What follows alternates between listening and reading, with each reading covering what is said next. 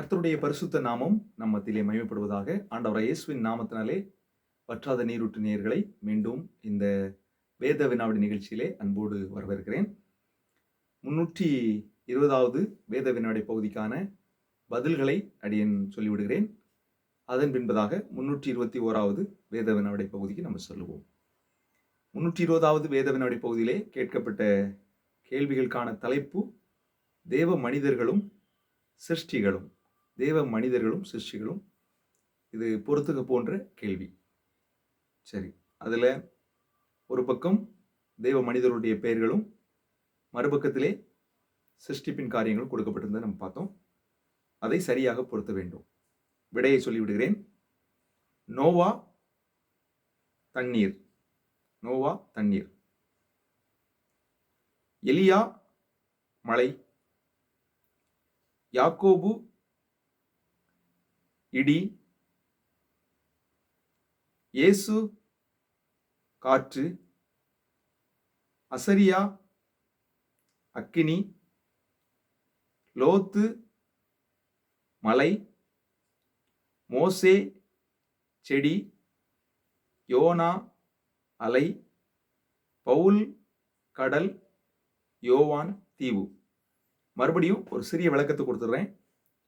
நோவா காலத்தில் மழை வந்து தண்ணீர் வந்து அங்கே அழிக்கப்பட்ட அனுபவத்தை நம்ம பார்க்குறோம்.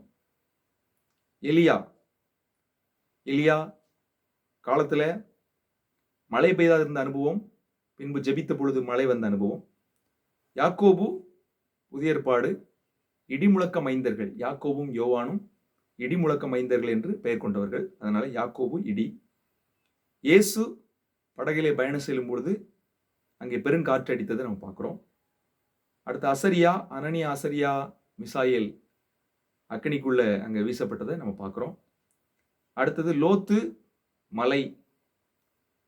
ஆண்டவர் வந்து லோத்து அந்த அழிவின் சமயத்தில் அந்த மலைக்கு போக சொல்றார் இல்லையா, அந்த காரியம். அடுத்தது மோசே செடி, முச்செடியின் நடுவில் தரிசனமான அனுபவம். யோனா அலை. யோனா அவருடைய அனுபவத்தை, அந்த மீனின் வயிற்றுக்குள்ள இருந்த அனுபவத்தை எழுதும் பொழுது அவர் வந்து அலைகள் புரண்டது என் மேலே அப்படின்னு சொல்லி எழுதுகிறத பார்க்குறோம். யோனா புத்தகத்தில் நம்ம பார்க்குறோம் 1ஆம் அதிகாரத்தில். பவுல் கடல் பிரயாணம் நமக்கு தெரியும். நம்ம அப்போஸ்தலர் நடவடிக்கைகளை பார்க்குறோம். அந்த கடல் பிரயாணங்களில் அதிகமாக இருந்ததை பார்க்குறோம். அடுத்தது யோவான் தீவு. அவர் தீவில் இருந்து தான் அங்கே தீர்க்கதரிசனத்தை எழுதினதை நம்ம பார்க்குறோம். இப்படியாக இந்த 10 கேள்வி கேட்கப்பட்டது. ஒருவேளை நீங்கள் அனுப்பியிருக்கிற பதில்கள் நான் பல வகையிலையும் அதை சோதித்து பார்த்து நான் மதிப்பெண் கொடுப்பேன். சரிங்களா? அதனால் நீங்கள் குழம்ப வேண்டிய அவசியம் இல்லை. ஏன்னா இப்போ நான் சொன்ன காரியம் பல காரியங்கள் பல பேருக்கு பொருந்தக்கூடியதாக இருக்கும். ஆனாலும் ஒட்டுமொத்தமாக ஆன்சர் வருதா அப்படிங்கிறது தான் அங்கே விஷயம். ஆனாலும் நீங்கள் கேள்விகளுக்கான பதிலை கொடுத்திருக்கும் பொழுது கண்டிப்பாக அதற்கு மதிப்பெண் வழங்கப்படும். 321வது கேள்வி. இருக்கு ஆனா இல்லை. இருக்கு ஆனா இல்லை அப்படிங்கிற தலைப்பில். சரிங்களா? நான் சொல்லுகிற காரியத்தை வைத்து நீங்கள் புரிந்து கொள்ளலாம். ஒரு நபரை கண்டுபிடிக்கணும்.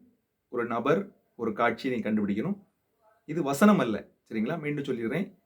ஏதோ ஒரு நபர் சம்பந்தப்படணும். இப்போ நான் சொல்கிற காரியத்தை வச்சு நீங்கள் ஏதோ ஒரு வசனத்தை கண்டுபிடிச்சு எழுதக்கூடாது. ஒரு நபர் சம்பந்தப்படுத்தி எழுதணும். முதல் கேள்வி. செவிடன் அல்ல ஆனால் செவிடு போன்றவன். செவிடன் அல்ல ஆனால் செவிடு போன்றவன். இது முதலாவது கேள்வி. சரிங்களா? 2வது கேள்வி. முடவன் அல்ல ஆனால் முடவன் போலானவன்.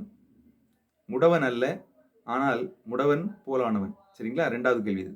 3வது கேள்வி. குருடன் அல்ல ஆனால் குருடன் போன்றவன். குருடன் அல்ல ஆனால் குருடன் போன்றவன். அடுத்த 4வது கேள்வி. நல்லவன் போன்றவன் ஆனால் நல்லவன் அல்ல. நல்லவன் போன்றவன் ஆனால் நல்லவன் அல்ல. 5வது கேள்வி. பணம் இருந்தும் தரித்திரம். பணம் இருந்தும் தரித்திரம். இதை வந்து இந்த கேள்விக்கான பதில் வந்து இது பெயர் கிடையாது, நபர் கிடையாது.